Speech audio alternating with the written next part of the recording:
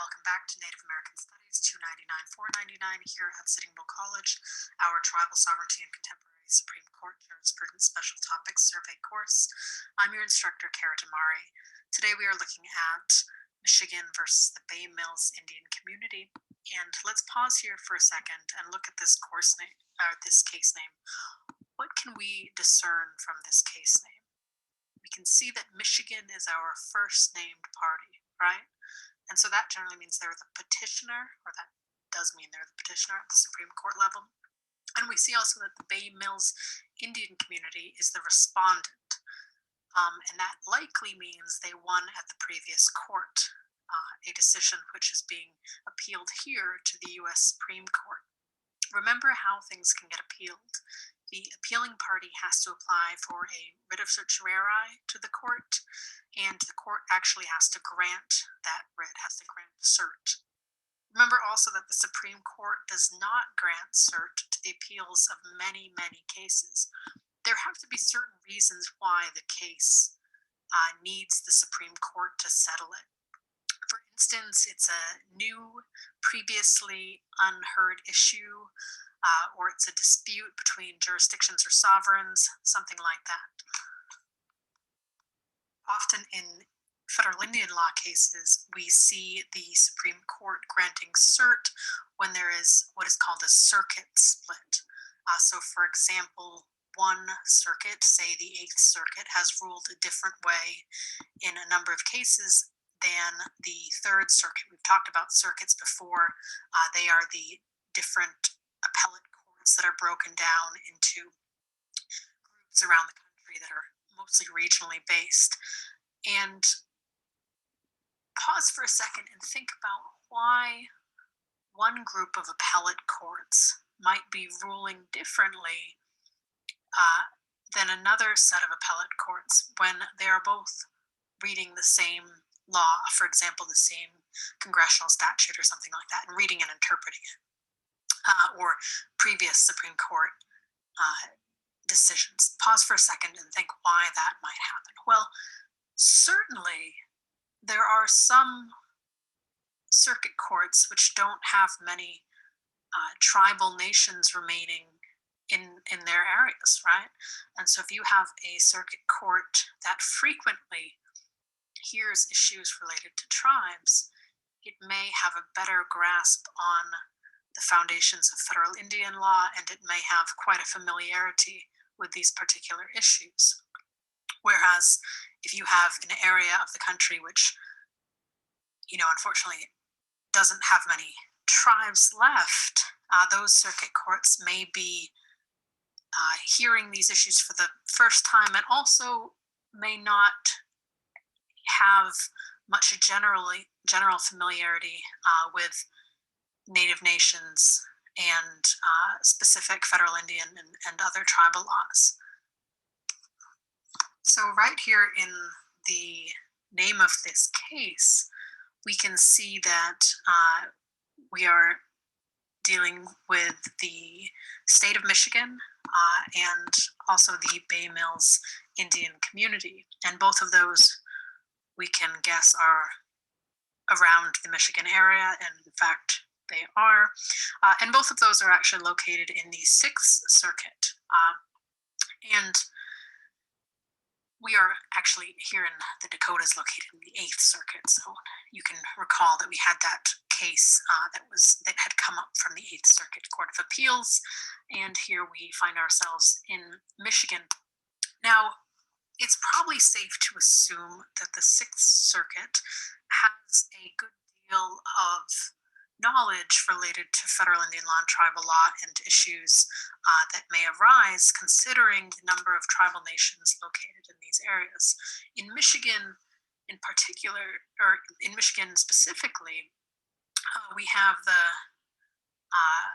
Lac-Vieux Desert, band of Lake Superior Chippewa, we have the Sault Ste. Marie tribe of Chippewa, we have the Bay Mills Chippewa Indian community, we have the Little Traverse Bay Band, we have the Saginaw Chippewa, the Grand Traverse Band of Ottawa and Chippewa, the Little River Band, and even more than that. So Michigan has a number of federally recognized tribes, and that Sixth Circuit extends to Ohio and Kentucky and also Tennessee. So we can assume that this appellate court maybe has some familiarity with certain uh, issues. And in this case, we're going to look at the Indian Gaming Regulatory Act, IGRA, and we might also assume that the circuit court knows a little bit about IGRA and what's going on with IGRA.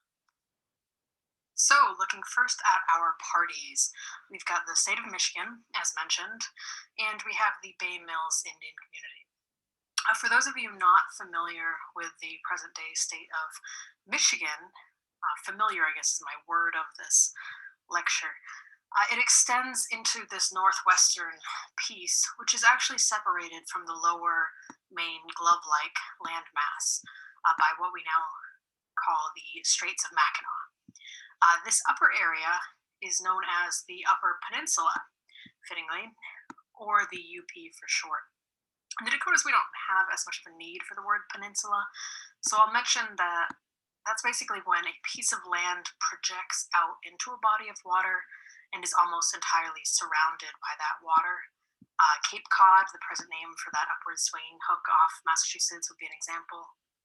Now, you might note that the landmass which the UP is attached to is not Michigan, right? But it is in fact present-day Wisconsin.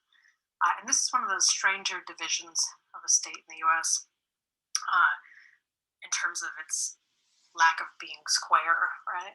We have a lot of square states, as we know here in the Dakotas, they're rectangular.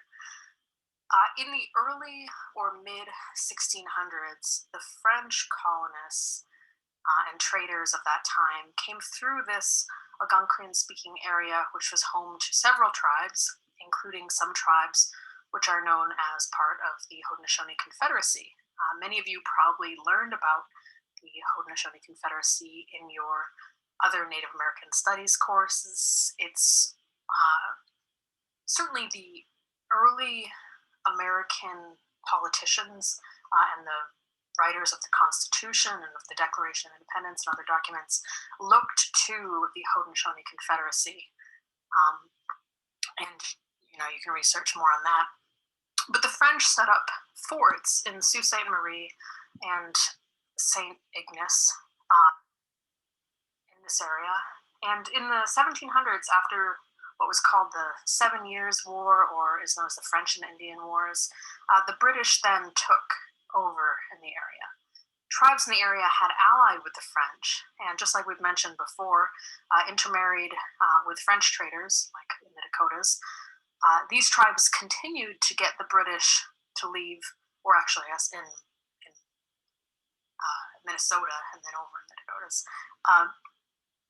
But the tribes continued to get the British to try to leave the area after the British took control, including in a famous battle often referred to or named after an Ottawa leader named Pontiac in 1763, in which peoples from near these large lakes who spoke what are known as Algonquin languages, Ottawa, Ojibwe, Potawatomi peoples, and the Hurons who spoke Iroquois got together with other tribes who also traded with the French from what is present-day Illinois area, including the Kickapoos and the Miamis, and a couple other tribes.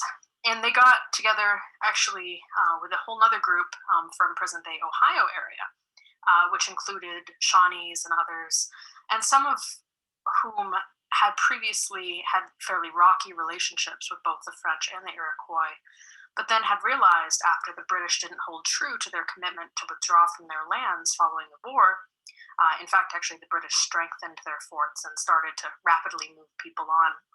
That's one thing that you'll see frequently, is that when French traders were in the area, there was not nearly as many of them, but when British sort of settlers came into areas, they came in great mass. And so their agreements with tribes are, much different. But instead of leaving, as the British had told the Shawnees and other tribes in that present-day Ohio area, they actually strengthened their forts, and they would only be leaving by being driven out. Okay, so I should take a second and note that this is a Native American Studies course, and we do focus a lot on the tribes in these cases. And I'm taking us back through some of this history, which again is mostly written by the conquerors, for many reasons. There are certainly parallels to what we see to this day in the US Supreme Court. The largely similar treatment of many tribes in situations where there were individual promises, the realization of tribes that in order to stay in their homelands or not have all land taken from them, they need to create alliances with other tribes. In regards to sovereignty, I want to mention that there is a famous quote from this time after the British took control of Fort Detroit, in which tribes cautioned the British when they tried to take control that this land had been given to the native people by the Creator. So that's something you can research more. And, you know, you heard from the other side, you heard from in early cases in regards to if you're somebody who looks into like papal bulls and things like that, you heard the Pope of the time when early American conquest was going on say similar things. But you do hear it actually from the tribe here, albeit it was not recognized when the tribe said it, whereas it was recognized when the Pope said it, right? So there's that.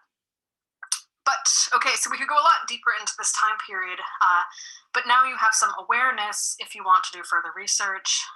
I did mention, I'd say, why the UP is a part of Michigan and not a part of Wisconsin, the present-day states. This was some sort of political play around the time of the Northwest Ordinance. When these areas became states, basically, if I recall, it was probably similar to some of the kind of gerrymandering we see today. Ohio needed a piece of land, which Michigan claimed. I think they actually needed it so Andrew Jackson, who of course is known for his role in slavery and also the Indian Removal Act, among other terrible things, could get those voters. So Michigan actually gave them that in exchange for getting this Upper Peninsula area. Also, at that time, what would become the state of Wisconsin had just became a territory or was still becoming a territory. So Wisconsin didn't have any particular political leverage. So that's kind of why things started like that and have remained like that.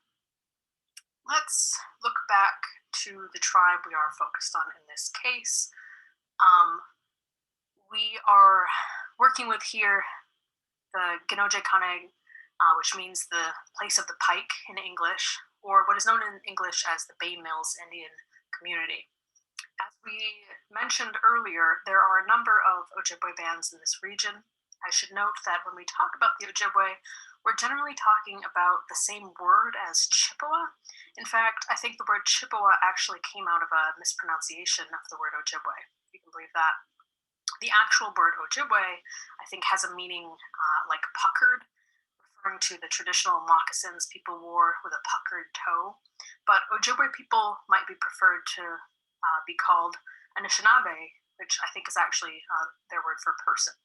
Similar to what happened with the word Sioux in tribal names of this area in the Dakotas, the word Chippewa was used and incorporated into the US federal recognition of a lot of these tribes. And as you know, these names are not always accurate or preferred. So if you meet someone, whether they be from Bay Mills or closer to home here on Turtle Mountain, probably the best practice is to just ask, how do you refer to yourself? Or perhaps you are a member of one of these tribes and you have a preference. I don't know if any of you have listened to the oral argument for this case, but the argument over whether to say Kiowa or Kiowa just gets more excruciating every time you listen to that oral argument. So the tribe known as the Bay Mills community, Indian community now, is from this area all along the water body now called Lake Superior. In 1860, Congress officially recognized the Bay Mills Band in an act, and they have an IRA constitution. I want to note, too, that actually they were one of the initial tribes in the Intertribal Michigan Indian Council, which now represents 11 of the 12 federally recognized tribes in this area. So we talk about sovereignty, and certainly sovereignty doesn't require isolationism, right? Indeed, one way to express sovereignty is by forming alliances, as we've seen throughout this tribe's recent history. I believe the tribe now has over 3,000 acres held in federal trust. I'll tell you that at the time of the IRA Constitution in the late 1930s and early 1940s, at some point the US only recognized about 5 square miles for this tribe's land. And I'm mentioning this because land is important to this case. So we're going to take a fairly bird's eye view of this case as we did in Adoptive Couple. Actually, it's not a bird's eye view, is it? Birds have very good vision. I think a bird's eye view is actually just a view that's over top of. But we're going to take a broad view. The oral argument, if you've gotten a chance to listen to it, does get into the weeds, and a good amount of that is actually about what happened at lower court levels. We'll work through the pieces of the opinion, but we're looking at it from a broader sovereignty lens and not a hardcore legal perspective. So to that end, I'll start by mentioning some of the points to note in this opinion related to sovereignty. Likely you've already reviewed it, but here are some things to look out for if you haven't yet or want to again. We have heard and talked a lot in other cases about Congress's plenary power over Indian affairs. This is the power that Congress has assumed, and let's remember it was Congress that signed on to a lot of the original treaties with Indian tribes. So when they choose to elucidate how parts of federal Indian law work, or to restore tribal powers that were mistakenly stripped, that's all Congress's wheelhouse, not the Supreme Court's. This is part of the US government's form of separation of powers, right? These three branches. In the US Constitution, it talks about how the judicial power shall be vested in one Supreme Court and other inferior courts, as Congress may from time to time establish. So Congress is the one metering out legislation, acts, basically writing the laws, right? And the Supreme Court is the final arbiter of disagreements of interpretations of those laws, including the Constitution. We talked about the circuit splits, for example, at the beginning of this lecture. What that means in these cases is that the Supreme Court is looking to Congress and the Constitution, to what they intended. And it's the US Congress that has been deemed the one who's actually making American law and interacting with other sovereigns. So that's the kind of plenary power doctrine that we see referred to a lot, and you can do more research if you're so inclined, or we can talk about it in discussion group. But note that. Another thing regarding sovereignty in this case to look out for is this concept of sovereign immunity that we've talked a lot about. Now, we know what that means, and we do talk about it a lot. And we know that one of the principles that we've seen recited in almost all of these Supreme Court cases is this sovereign immunity principle, which makes tribes immune from suit and is fundamental to any self-government. If you look back to the US versus White Mountain Apache case, you'll remember that the US actually waived their sovereign immunity there through the Indian Tucker Act, right? And we talked about in that lecture why, just like forming alliances, waiving sovereign immunity is actually an expression of your sovereignty. You have to have it in order to waive it, right? Now, this immunity from suit doesn't just extend to cases brought by individuals or companies against tribes. Actually, I think if you remember, we saw in Nevada versus Hicks, the Fallon Paiute Shoshone tribe doing some sort of limited waiver of their immunity when they joined Mr. Hicks in state court after their tribal court process was circumvented, if you remember that. But it also extends to immunity from other governments, including states, and that's very clear. Let's be even more clear that tribes interact federally and are not subject to state laws unless tribes have adopted them or made some sort of compacts, or there is otherwise some federal congressional statute at play, like with Public Law 280, let's say. So pay attention for these two ways which the US has relationships with tribes, Congress's plenary power and tribal sovereign immunity as we go through this case. Finally, we are on to what happened here. Again, we're taking the view from the clouds, and we're focused on the Supreme Court opinion only. So we have Justice Kagan writing the opinion. In this case, we haven't seen her writing an opinion in one of our cases before. And we have, I don't believe, and we have Justice Sotomayor in the limited cases we've done. concurring, and then we have Justice Scalia dissenting, and Justice Thomas dissenting, Scalia, Ginsburg, and Alito joining in part, and then Justice Ginsburg writing her own dissenting opinion. But we do have the majority here, and Kagan writing this opinion. And she starts off by framing the issue. And we've talked, every week we talk about what the issue is, and certainly this is something that you can discern for yourself within this opinion. Here we see her framing this as the question in this case is whether tribal sovereign immunity bars Michigan's suit against the Bay Mills Indian community for opening a casino outside of Indian lands. Boom, right there we can already tell a million things, right? One of those things is that Michigan has sued the Bay Mills Indian community, which we could already tell from the case name. But it says here for opening a casino outside of Indian land. So we might assume that there is some principle that tribes are limited to opening casinos on Indian land. And then we also see her bringing up tribal sovereign immunity, which we just mentioned. And so whether tribal sovereign immunity bars Michigan's suit, so whether or not Michigan can sue the tribe in this instance, right?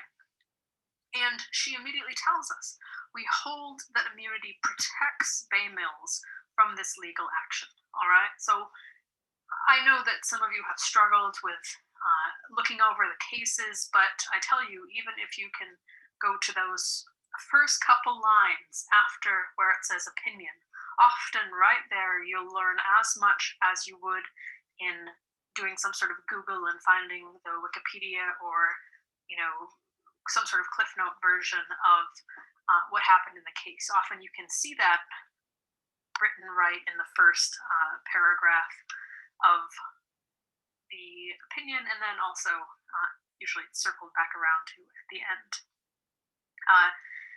So she notes that Congress has not abrogated tribal sovereign immunity from a state suit to enjoin gaming off a reservation or other Indian lands. And when we talk about this abrogation, we're looking back to Congress's plenary power, right? This assumed power over interactions with tribes, and noting that Congress hasn't abrogated. Abrogated just basically means kind of destroyed or taken away, I suppose taken away is maybe a better way to say that. And she notes that the court is declining to revisit previous decisions related to tribes' immunity from off-reservation commercial activity lawsuits, okay? She concludes by saying, just in this introductory paragraph, that Michigan must therefore, and I guess it's more of kind of the abstract, right, if you know that language in academia. But she concludes that Michigan must therefore resort to other mechanisms, including legal actions against the responsible individuals to resolve this dispute. So what we've learned already is that the tribe has its sovereign immunity upheld in this case, and that we had a casino that was potentially opened outside of Indian lands, and which the state of Michigan is not that happy about, okay? Let's get into IGRA. So IGRA is the Indian Gaming Regulatory Act, so a federal congressional piece of legislation, which creates the framework for regulating gaming activity of tribes, all right? And we see in the Supreme Court opinion here, Justice Kagan noting that the statute's purpose is described as establishing regulatory authority and standards for gaming on Indian lands. So we do see that Indian land language come up right away. Now, there are three classes of Indian gaming. I bet that some of you maybe are familiar with these. Here on Standing Rock, we have had all three, although I believe we only have two of them at this time. If you go to Title 25, right, which is the section of the U.S. Code, which is called Indians, And you go to chapter 29, there you will find Indian gaming regulation. And this is not beyond any of you, all right? Like if you have questions on this stuff, don't be afraid to stick your feet in this water and look some of these things up. Right there in chapter 29, we see what we do at the first of these chapters, which is like a table of contents, and we can see the word definitions, right? So let's head there. And in definitions, we note that, at definition number 6, class 1 gaming means social games solely for prizes of minimal value or traditional forms of Indian gaming engaged by individuals as a part of or in connection with tribal ceremonies or celebrations. And so, for example, you might consider hand game a type of that gaming, although, who's to say hand game isn't just some sort of recreation or other type of activity. And we see class 2 gaming.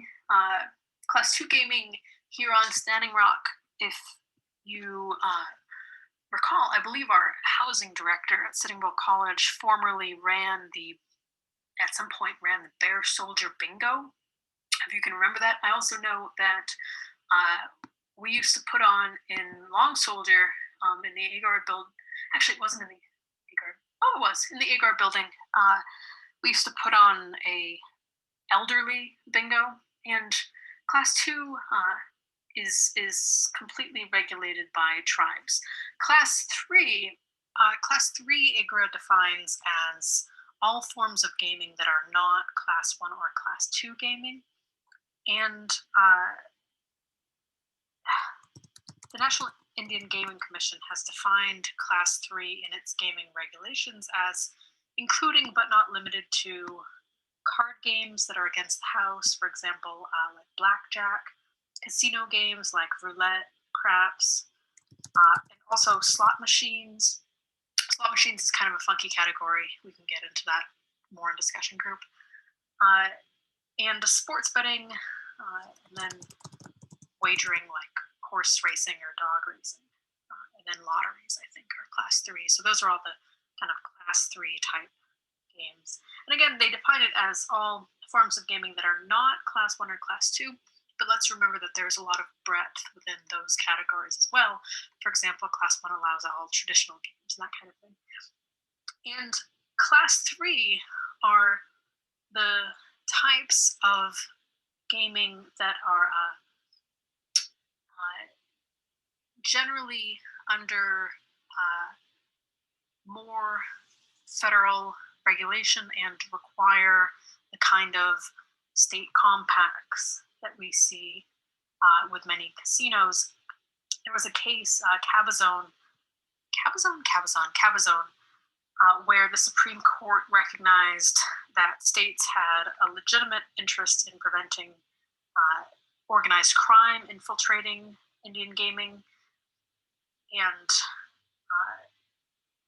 that wasn't necessarily the case in tribal bingo operations, and so they decided that states' interest was not sufficient to justify regulations in those areas. However, there would need to be some sort of tribal state compact, which again is two sovereigns agree in agreement over something, right? And that might resolve some of those issues between tribal and state gaming in those class 3 categories. That's kind of interesting. I'll pause there just to think about that for a second, right? Like, the court wasn't concerned about infiltration of organized crime in tribal bingo, so is the court sort of suggesting that like organized crime, like tribes are incapable of organized crime or something? It's strange why the courts would require or assume that tribes couldn't enforce well enough, their class 3 type gaming, but nonetheless, that was the decision. And tribes have governmental interests in their casinos and other gaming, right? Tribes might want to raise revenue for the benefit of their community. They might want to, they certainly want to exert their law and order over tribal lands. And these are basic, economic self-sufficiency and self-determination type activities, right? But in that case, the Supreme Court also decided that states had some interest in Class 3 Indian gaming due to certain state public policy concerns and impacts on the state's regulatory system, which is an interesting choice for the court to have made there. But nonetheless, this Indian Gaming Regulatory Act established this National Indian Gaming Commission, which provides federal regulation of Indian gaming, and it's funded through the Class 2 and Class 3 gaming, and then other appropriations. And it's actually the chairman of the NIGC is appointed by the president, I believe, with the advice and consent of the Congress. So it's a presidential appointment. And they approve gaming ordinances and management contracts, and then they also take enforcement action. So if you've ever worked at a casino and you've heard them, the folks at the casino being concerned about making sure that the gaming is up to certain standards, it may very well be making sure that it's up to the standards of IGRA. And if it's not, it's the National Indian Gaming Commission, which might then take enforcement steps. Now, tribes can generally conduct Class 2 or Class 3 gaming. Let's remember, it's Class 1 then, that's subject to only tribal regulations. But for Class 2 and Class 3, they can conduct it only if they have a resolution or an ordinance authorizing and regulating the gaming that is approved by that presidentially appointed chairman of the National Indian Gaming Commission. And IGRA overall is aimed at ensuring that the tribe is responsible for gaming. Let's not forget that, and that's certainly what Congress's intent was there, and that the revenues from the gaming are primarily used to benefit the tribe and its members, and then also the integrity of the tribal gaming operation is protected, right, is adequately protected. So that's what we're talking about when we're talking about IGRA. Also under IGRA in section 2710 is this rule that the tribe cannot conduct Class 3 gaming on its lands when it does not have a compact with the state, and it cannot sue to make the state negotiate or to enforce the state to negotiate in good faith, which the state should be doing.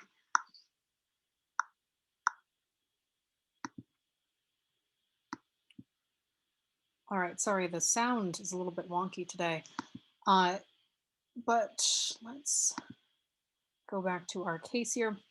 So actually, even though this case sounds like we are going to start to talk about, the land that they're particularly on, and that is the gist of the underlying issue and the main issue here, what we're really looking at is the state of Michigan trying to sue the tribe based on the claim that the type of casino activity or gambling activity that was taking place on land that they claimed wasn't belonging to the tribe or under trust for the tribe, basically they can't rely on sort of the sovereignty abrogation in the Indian Gaming Regulatory Act in order to bring that claim forward. So that's a lot to swallow. But basically, the court was considering, or actually, so Congress in IGRA decided that the Indian Gaming Regulatory Act only regulated uh, the sovereignty for suits when it involved gambling on Indian lands. And we talked about that for a second. And basically, because in this case, uh, it was land that wasn't the tribe's land, uh, the state of Michigan couldn't consider the tribe's sovereignty having been taken away or abrogated by IGRA. And so, in fact, the tribe has sovereign immunity, and that can only be revoked by Congress and or abrogated or otherwise taken away in this instance by Congress. So the state of Michigan couldn't actually sue the tribe in the way that they did. The court did look to the Kiowa case that we mentioned earlier, uh, and how that case basically extended the tribe's immunity from suit to lawsuits that came from commercial activity.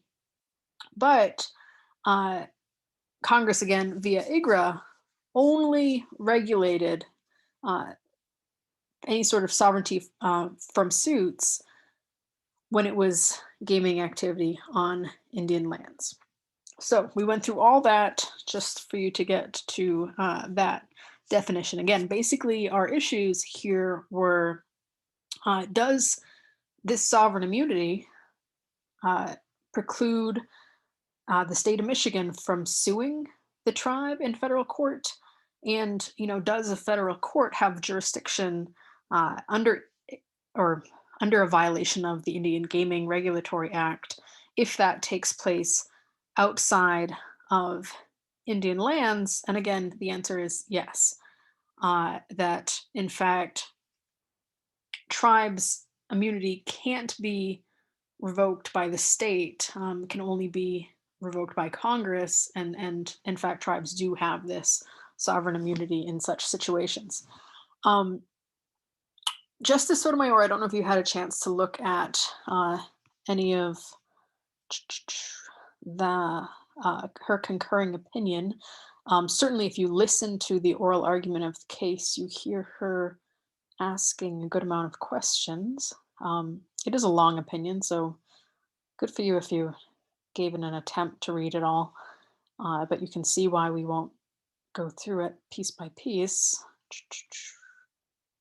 It's just I should have probably word searched here, but let me get to Justice Sotomayor's concurrence. We'll be able to note that it doesn't say opinion anymore. Probably at the top it says concurrence. Goodness. It is a long opinion. God, so if you guys don't word search documents, you can really save yourself a lot of time. So I recommend it. All right. So here we see Justice Sotomayor's concurring opinion. Okay. And basically, what she's suggesting is that there's, let me see, where do we find this? This sort of historic comedy, or history and comedy. Comedy is like a mutual situation, mutual respect. And she's looking at this mutual respect between sovereigns. So this, she is actually focusing in again on the sort of sovereignty issue here, and agreeing with the opinion on the basis of the court having said in other cases that states do in fact have immunity from suits by Indian tribes, and therefore Indian tribes should have immunity from suits by states, which is a principle that I think many of you kind of articulated when we went into the discussion group around the Nevada versus Hicks case, right? When we were talking about the Fallon Paiute Shoshone, and how if a tribal member, or if a state game warden should be able to be prosecuted in state court, they should also be able to be prosecuted in tribal court if the offense occurred on or regarding a tribal member. So remember in that case, I phrased that pretty poorly, sorry, but remember in that case we had, as I mentioned earlier, we had our state of Nevada game warden who Mr. Hicks was accusing of harassing him and bringing several claims against him in tribal court. And the Supreme Court in that case ultimately ruled that uh, that case needed to go through through the state court, that the tribal court didn't have the kind of jurisdiction over that case. The feedback from many of the students in our discussion group was that that wasn't fair, right? That tribal court should have jurisdiction over things that the state court does, and that's this principle of comedy, right? And I think that that goes to the sort of sovereign disagreement that you had, many of your students had with that case. And here, Justice Sotomayor is actually expressing that in her concurring opinion and saying that that mutual respect should be there. And she's also saying that you can't abrogate or you can't get rid of tribal sovereign immunity just because the tribe is participating in commercial activity, which is frequently uh, opined by the Supreme Court. Basically, that commercial activity doesn't limit uh, sovereignty. In fact, states participate in similar types of activity, and uh, such precedent would actually stop tribes from participating in commercial activity, right? But tribes need to participate in commercial activity, and that's certainly a fundamental part of any sovereign, and helps tribes maintain their own self-reliance as opposed to being relying on federal funds. You do see some dissents in this case as well. We go down and we can actually, we're not going to go through the dissents. This has been a lot to swallow already, probably. So, um,